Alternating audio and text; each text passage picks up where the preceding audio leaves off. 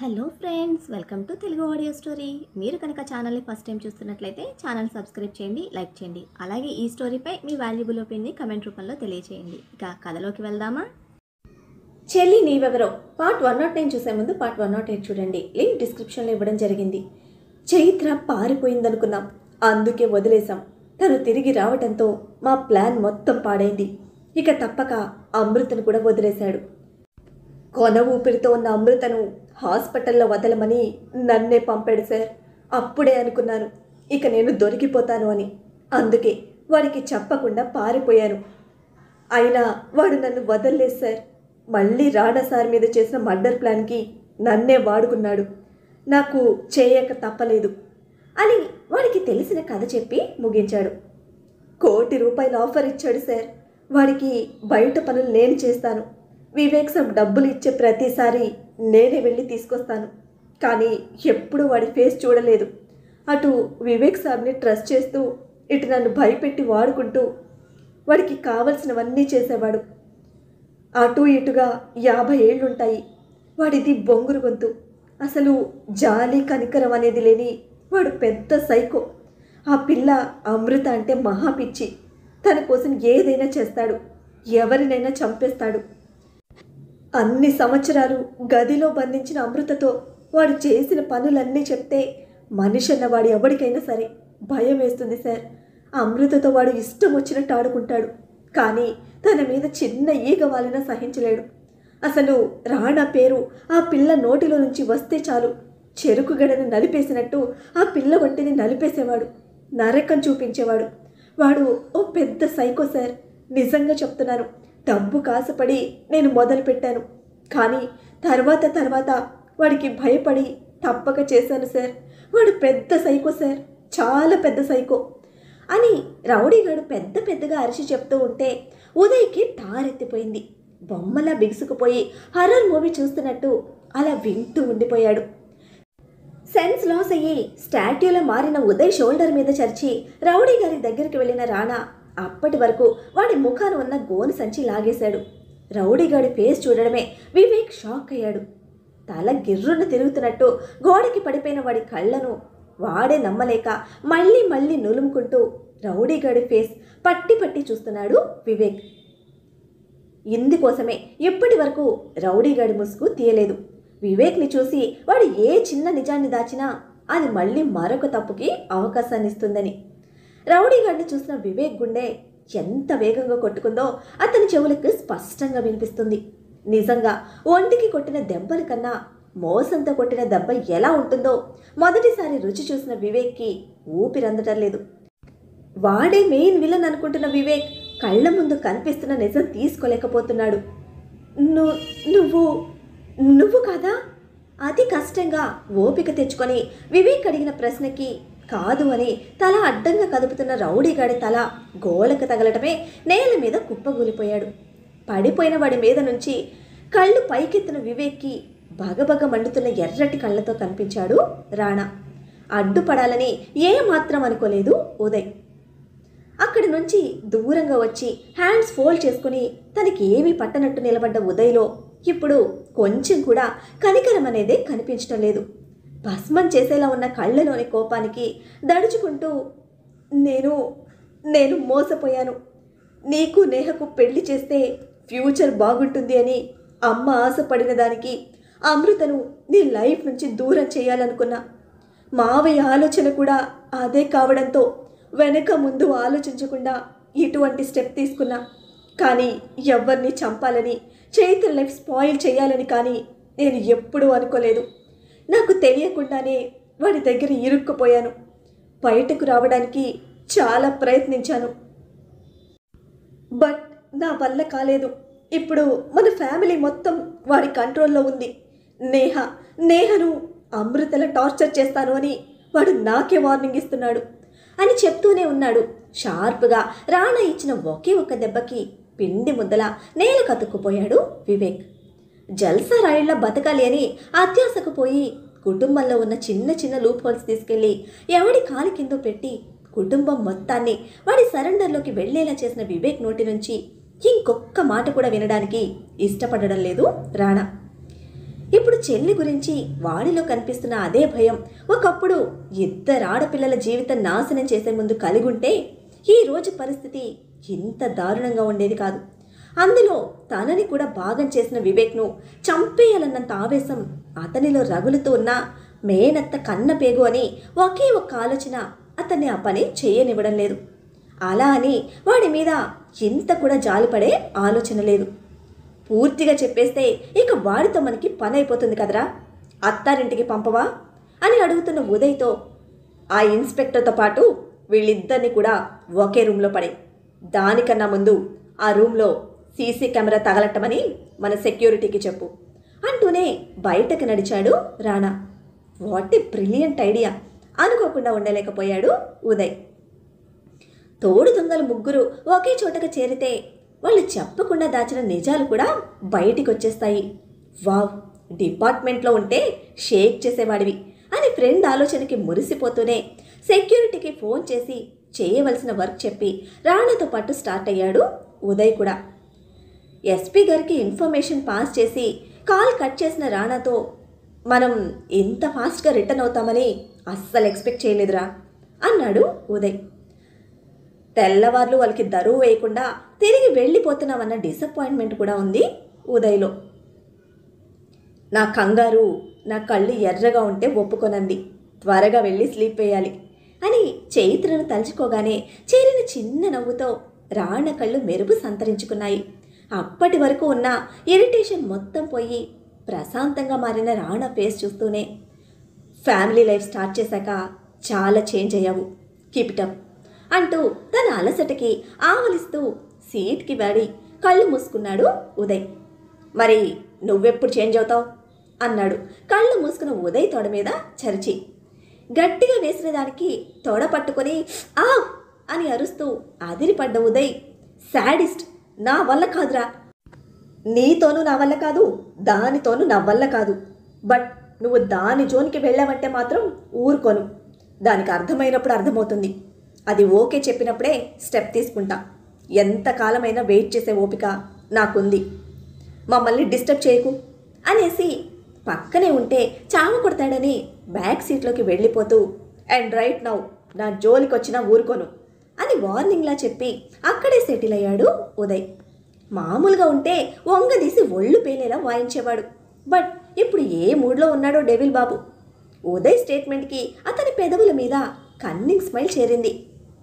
ఏంటి తేడాగా ఉందే అని ఇంకా అరవని బాబు సైలెంట్ డ్రైవింగ్కి వంగి వంగి చూసిన ఉదయ్ సంథింగ్ ఈజ్ రాంగ్ అని అనుకున్నాడు. బట్ అదేంటో గెస్ చేయడం ఉదయ్ సాఫ్ట్ అండ్ బటర్ బ్రెయిన్కి సాధ్యమయ్యేది కాదు. నిద్ర కళ్ళను మూసేస్తూ ఉంటే కొనికి పట్లు తీస్తున్నారు ప్రతాప్ వర్మ. ఆయన థైస్ మీద అడ్డంగా పడుకొని ఉన్న లక్కీని చూస్తూ నెమ్మదిగా దగ్గరికి వచ్చిన చైత్ర, వీడి అల్లరితో మిమ్మల్ని ఇబ్బంది పెట్టేస్తున్నాడు అంటూనే ప్రతాప్ వర్మ కాళ్ల మీద ఉన్న వాడిని తీస్తూ ఉంటే, ఉండని అమ్మా అన్నారు కళ్ళు తెరుస్తూ. వీడు ఇలా ఉంటే మీరు ఎలా పడుకుంటారు మావయ్య అని బెడ్ మీదకి చేర్చి వెళ్ళేటప్పుడు తీసుకువెళ్తాను అని అంది. ఇదిగో నా కొడుకుని చూసి నేర్చుకో నువ్వు కూడా అని చిరు కోపం ప్రదర్శించిన ప్రతాప్ వర్మ గారి పక్కనే కూర్చుంటూ, మీ అబ్బాయిని బీట్ చేసేంత స్టామినా నాకు లేదు మావయ్య అని స్టేట్మెంట్ ఇచ్చి, ఇప్పుడు ఎందుకు అంత కోపం అంది విస్మయంగా. నా కాళ్ళు ఒత్తుతూ అలాగే నిద్రపోయాడు నా బంగారం అని ఆయన పక్కనే ఉన్న లక్కీ తల నిమిరి ముద్దు పెట్టుకొని, నా మనవడికి నేనంటే ఎంత ఇష్టమో తెలుసా, ఫస్ట్ టైం వాడి మాటల్లో విన్నాను నీ లవ్ బాగుంది తాతయ్య అని, మన ఫ్యామిలీ కూడా చాలా బాగుంది, చాలా హ్యాపీగా ఉంది, అమ్మ రోజు నవ్వుతుంది, అసలు ఏడవటం లేదు, ఇప్పుడు అమ్మ వెనక ఎవ్వరూ పడటం లేదు, నాకు గ్రేట్ డెవిల్ డాడీ ఉన్నాడు, గ్రేట్ గ్రాండ్ పా ఉన్నాడు, బిగ్ ఫ్యామిలీ ఉంది అని వాడు చెప్తూ ఉంటే నా గుండెకి ఎంత సంతోషంగా ఉందో తెలుసా. అటువంటి నా మనవణ్ణి నా దగ్గర నుండి తీసుకెళ్తానంటే నా కోపం రాదా అని ప్రశ్నిస్తున్న ఆయన ఉడుకు కోపానికి కొడుకుని తృప్తిగా చూసుకుంటోంది చైత్ర. కళ్ళ నిండా చేరిన నీళ్లు లక్కీ రూపాన్ని మసకబారుస్తూ ఉంటే ఒకనాటి చీకటి తెర, అందులోని కన్నీళ్లు ఇక మనల్ని విడిచిపోయాయి. నీ గ్రేట్ డెవిల్ డాడీ దగ్గరికి చేరిన మన లైఫ్ ఇక ప్రతిరోజు సప్తవర్ణాల హారవిల్లులా సంతోషాలతో ఉంటుందని వాడి చిట్టి పాదాలను చేతుల్లోకి తీసుకొని పెదవులద్దింది. ముత్యమల్లే స్వచ్ఛమైన సంతోషంతో నిండిన చైత్ర ఆనంద బాష్పాలు వాడి తెల్లటి లేత పాదాలను స్పృశిస్తూ జారుతున్నాయి. ఒకరు చెప్తే తెలుసుకునే అంత ఇమ్మెచ్యూర్ కాదు లక్కీ. పుట్టినప్పటి నుండి తల్లిని చూస్తూనే ఉన్నాడు. తను ఎంత దాచడానికి ట్రై చేసినా వాడి చిట్టి షార్ప్ బ్రెయిన్కి ప్రతిసారి ఎక్కడో ఓ చోట దొరికిపోతూనే ఉండేది. అయినా మేనేజ్ చేసేది. అదంతా గతం, గడిచిపోయింది. ఇప్పుడు తన చుట్టూ చేరిన చిరునవ్వుల ప్రపంచంలో ఆ చిట్టి గుండె ఎంత హాయిగా విహరిస్తుందో ఆ తల్లి మనసుకి తెలియంది కాదు. నాన్న అని తలిస్తే ఎక్కడ అమ్మ బాధపడుతుందో, తన కళ్ళు ఎక్కడ కన్నీళ్లు నిండుకుంటాయో అని తండ్రి గురించిన ఒక్క ప్రశ్న కూడా అడిగేవాడు కాదు లక్కీ. ఎక్కడైనా ఎప్పుడైనా ఎవరి వలనైనా నాన్న ప్రస్తావన వచ్చినా తెలిసి తెలియని పసి మనసు ఎంత అలజడికి గురైనా తన వరకు ఏది తెచ్చేవాడు కాదు. అన్నీ వాడిలోనే దాచుకునేవాడు. అటువంటి వాడి పెద్ద మనసుకి ఎన్నిసార్లు చీకట్లో ఏడ్చిందో, ఎన్నిసార్లు తన మనసు రంపపు కోత అనుభవించిందో తనకు మాత్రమే తెలుసు. ఇప్పుడు అవన్నీ దాటిన అంబరాన్నంటిన సంబరం వాడిది.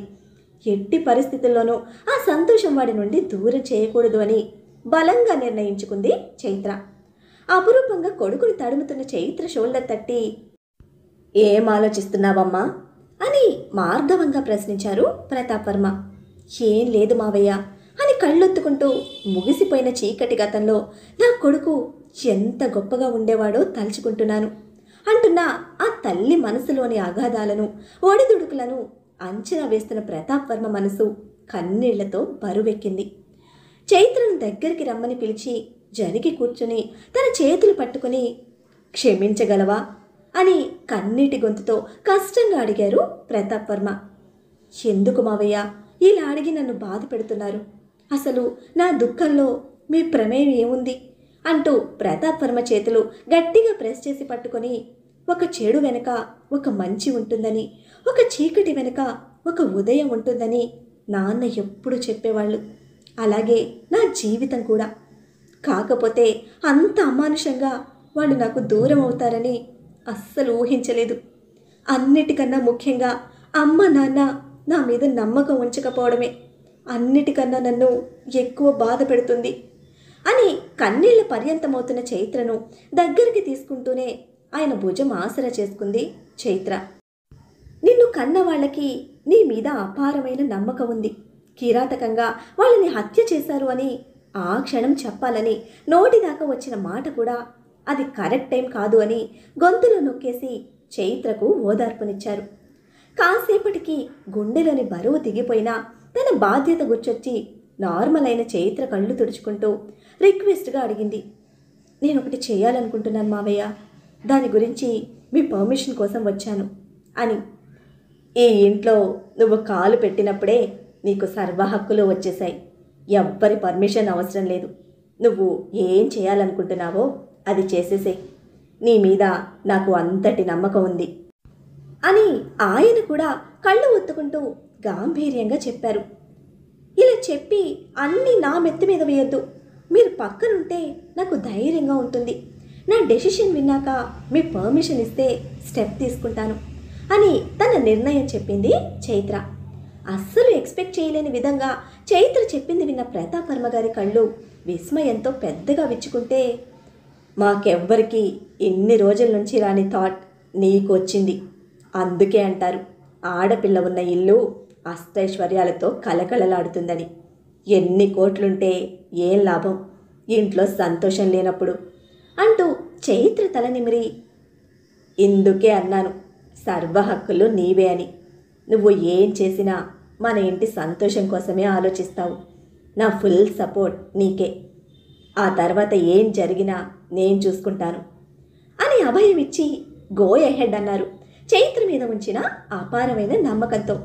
పెద్ద ఆయన పర్మిషన్తో ఫుల్ సపోర్ట్ రావడంతో సంతోషంగా ఆయన లైట్గా హక్ చేసుకొని, థ్యాంక్స్ మావయ్య అని నిలబడుతూ లక్కీని చూసింది చైత్ర. ఇదిగో నీకు వాడికి ఇద్దరికీ ఇదే నా మాట. మీకు కావాలంటే ఇంకో 2 ముగ్గురిని కనండి, అంతేకాని నా బంగారం జోలికి రావద్దు. నా రేవతి తిరిగి నా దగ్గరికి ఈ రూపంలో వచ్చింది. వాడికి నేనంటే ఎంత లవ్వో తెలుసా? ప్రతిదీ నా రేవతిలాగే అన్నీ ఆరాడుగుతాడు. అవసరమైతే వార్నింగ్ ఇస్తాడు. నా కోసం వాడి డెవిల్ డాడీతో గొడవ పడుతున్నాడు. చూసావు కదా నువ్వు అని సంబరంగా అడుగుతూ ఉంటే అవునని తల కదిపింది చైత్ర, స్వచ్ఛమైన ఆయన సంతోషాన్ని ఇష్టంగా చూస్తూ. మీ అత్తయ్యకి కూడా చేత కాలేదు. కింగ్ లాంటి నా మనవడు ఆ ఈగో కింగ్ నోరు మోయిస్తున్నాడు.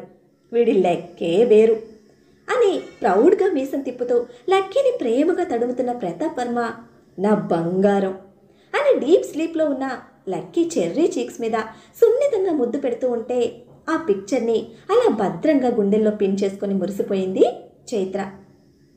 ఇక పడుకోండి మావయ్య అని ఆపకుండా ఆయన చెప్తున్న మనవడి కబుర్లకు బ్రేక్ వేస్తూ లైట్స్ ఆఫ్ చేసింది. గుర్రుగా చూశారు ఆపలేని తన ఆనందానికి బ్రేక్ వేస్తున్న కోడల్ని. ఎర్లీ మార్నింగ్ లేవాలి, వాడిని చూస్తూ టైం వేస్ట్ చేస్తే ఎలా? లేదంటే మీ అబ్బాయి వచ్చాక చెప్తాను అని వస్తున్న నవ్వును పెదవి వెనుక బిగించి బెదిరించిన చైత్ర పాపను చిరుకోపంతో వాడికి చెప్తే నాకేమన్నా భయమా అని కసురుతూనే పడుకున్నారు. మీ వీక్నెస్ ఏంటో నాకు తెలిసిపోయింది మావయ్య అని నవ్వుతున్న చైత్రను గుర్రుగా చూస్తూ మూతి బిగించారు ప్రతాప్ వర్మ. ఇక పడుకోండి, మళ్ళీ ఫోన్ అది తీసుకుంటే అస్సలు ఊరుకోను. నేను ఆల్రెడీ చెప్పుంచాను ఎర్లీ మార్నింగ్ పెద్దనాన్న పెద్దమ్మ వాళ్ళ కోసం ఎయిర్పోర్ట్కి వెళ్తారు అని. ముందస్తుగా హెచ్చరించిన ప్లాన్ ల్యాప్టాప్ బెడ్కి దూరంగా ఉంచి ఇద్దరికి బ్లాంకెట్ కప్పి లైట్స్ ఆఫ్ చేసి డోర్స్ క్లోజ్ చేసిన చైత్ర తన రూమ్కి వచ్చింది.